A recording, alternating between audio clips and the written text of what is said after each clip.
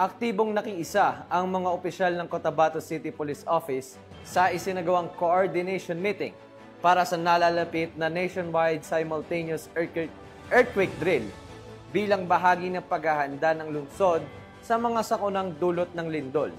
Ibabalita yan ni Patrolwoman Leonora Gawang.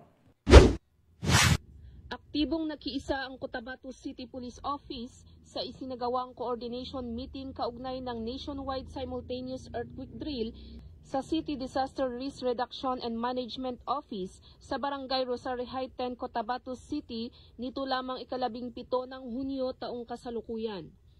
Pinangunahan ni Police Lieutenant Colonel Carmelio S. Moncas, Chief ng City Operations Management Unit, at si Police Lieutenant Rochelle D. Evangelista, Chief Public Information Officer. Ang pagdalo sa naturang pagpupulong sa ilalim ng pamumuno ni Police Colonel Giben M. Bungkayaw, City Director, katuwang rin sa aktibidad ang Bureau of Fire Protection at iba pang mga kinaukulang ahensya.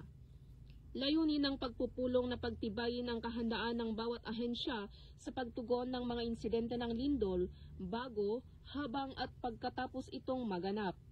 Binigyang diin din ang pagpapalakas ng koordinasyon at pagtutulungan ng mga tanggapan upang mapabilis at mapahusay ang disaster response operations.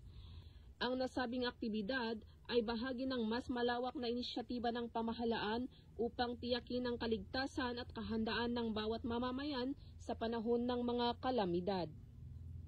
Mula rito sa rehiyon ng Bangsamoro, ako ang inyong Police News Network Correspondent, Patrolwoman Leonora Gawang, alagad ng batas, tagataguyod ng Balitang Pulis. Maraming salamat, Patrolwoman Gawang.